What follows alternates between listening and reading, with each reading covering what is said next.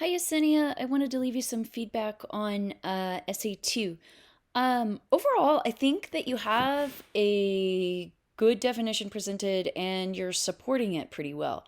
I think that you have a pretty good blend of the sources along with the personal examples that you wanted to bring into the text. There's just a couple of things here and there, both higher order concerns and lower order concerns that I wanted to talk to you about. So, first off, what I want you to do is edit for commas.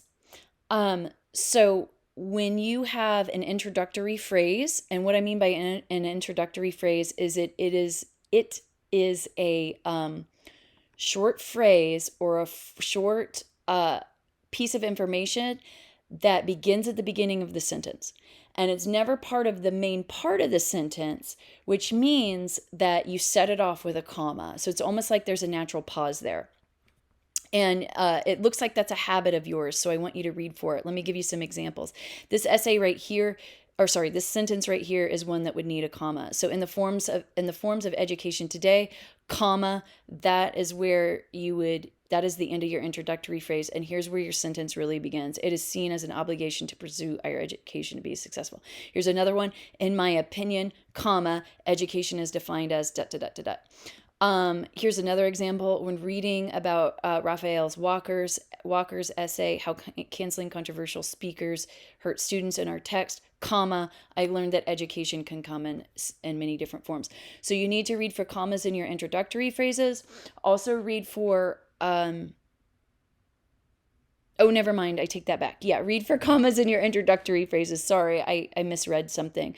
I wish that you more clearly got students into this opening sentence because it is seen as an obligation for whom, right? That was my question. And then here you have quite a few point of view shifts, shifting from first person to first person plural to your. Keep it in first person perspective, and then when you're no longer referring to just yourself, I would state students here, right? So your point of view shift is getting kind of confusing for the reader. Also, make sure that you edit for possessive form. So there's not more than one Walker. It's just Walker singular. So you need to have apostrophe S because that shows that it is Walker's essay instead of us thinking that it is plural. I liked this idea of you bringing in Walker, and I like that your position on Walker. I agree with it. I think that Bareka's essay, your discussion of that one, should probably be separated from Walker. Because I really wanted you to expand on this idea that it gives them a person to listen to others. You've got a typo here, and also disagree with others. So why is that important? And can you give an example of a controversial idea that students need to engage with, right? So maybe think about some of the controversial ideas that are in the public forum right now, such as defunding the police. What's something else that's pretty controversial? Well, defunding the police, for example, would be an excellent one because it's really triggering for a lot of people. Make sure that you're creating a full signal phrase every time you bring an essay. You bring a new source into the paper. I really like these ideas here too, but again, it's like you're being a little broad. Um, so what what do students need to know, or what should students expect when they engage with someone who does not have the same beliefs in them as them?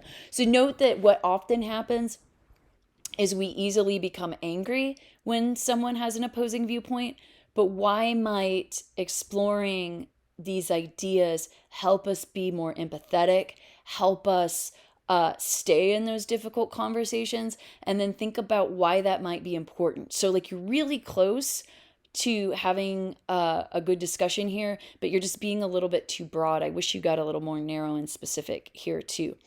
Also, you need to introduce Gatto and summarize his overarching main idea with the signal phrase before you just briefly bring him up here. Um, and you're a little shy on the required length, but I think I see a way to expand. So I think a good way to expand would be to talk about your ideal learning environment. We talked about that in class. Finally, you're missing some sources on your works cited page, so make sure that you include all of your sources there too. All right, those are the points that I would focus on for revision, and if you have any questions, just please let me know. Thanks.